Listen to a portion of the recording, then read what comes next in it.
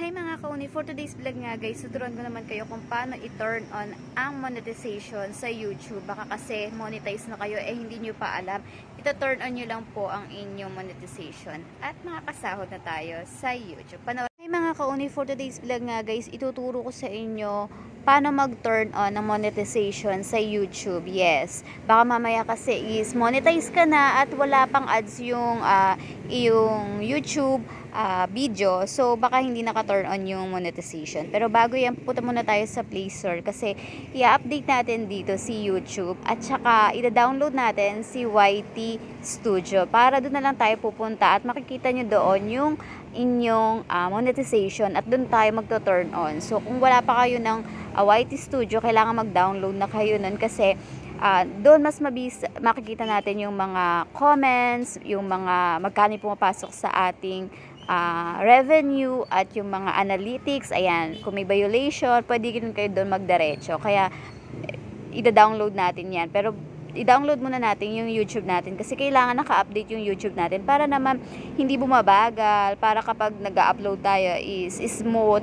Kasi kung hindi naka-update yan, maraming mga function na hindi gagana kay YouTube at mas maganda talaga naka-update yan. So update lang natin siya ng very light at medyo malaki na tong YouTube, no? Pero kung malaki naman yung storage yun, talaga namang kakash out naman yan kahit papano, no? Talaga na naka-update yan para lahat ng bagong future ni YouTube is meron tayo. So yan, open lang natin and then after nya, punta ulit tayo sa ating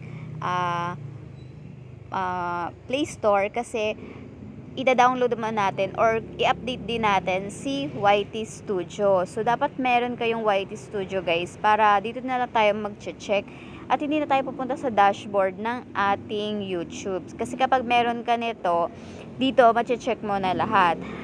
Tapos makikita mo pa dito yung revenue kung magkano yung kinikita nyo, 'di ba? So dapat talaga meron kayong YT Studio. So, ayan, download lang natin. At kapag naka-open ng ganyan, open lang natin. So, punta muna tayo ngayon sa ating, ito yung YT Studio na sinasabi ko. Pero punta muna tayo ngayon sa ating, YouTube mismo. Kasi, mag-upload ako ng bagong video. At ituturo ko sa inyo kung paano i-turn on yung monetization dito. Kasi nga, monetize na ako. At may ads na rin yung aking video. So, ayan. Kunwari, for example lang ito, no? So, ayan. Tapos, dyan maglagay ka ng title. Pero huwag muna tayo maglagay title kasi, naman to, hindi ko pa to na-edit. So, for example lang naman ito. Wala pa tong voice over tong video na to. Tapos, makikita nyo, papipiliin kayo yung select audience. So, ako, ang sineselect ko dyan, not for kids. Kasi, hindi pa naman masyado itong naiintindihan ng bata. So, talagang more adults lang to. So, ayan. And then, i-publish na natin. So, ayan. Hintayin lang natin matapos yung sa ilalim na naglo-loading. So, nag-aano siya, kumbaga, ina-upload. Medyo matagal din. Depende yan sa minutes ng video nyo. So, hintayin lang natin matapos. Ayan. Papakita ko sa inyo. Ayan. Malapit na matapos. Ayan. Ganyan lang. Ayan. Makikita nyo yung video na upload. Ayan. So, medyo matagal-tagal to. Pero, may hintay naman natin yan. So, ganyan guys. Nakikita nyo ba? Yung mga green dollar sign ko dyan. Ibig sabihin, na-turn on ko na yung mga, na-turn on ko na yung monetization dyan. So, ayan. Tingnan lang natin. I-refresh lang natin kasi nga, nakita ko na upload na. So, ngayon, pupunta tayo ngayon dito sa aking YT Studio kasi doon tayo magto-turn on ng monetization. So, ayan. Upload na to. Back na tayo and then punta tayo sa YT Studio ko. Ayan, i-refresh lang natin. So, ayan. Ayan, guys, na-upload ko na, diba? So, nakikita nyo, merong naka-blank dyan. Hindi pa siya naka-green. So, meron dito parang pencil. I-click mo lang yan. And then, lalabas dyan yung monetization. Naka-off pa yan. So, i-on lang natin. So, ayan. Kung ikaw ay monetize niya at wala ka pang ads, ganyan yung gawin nyo, guys. Kasi hindi talaga lalabas yung ads kung naka-on.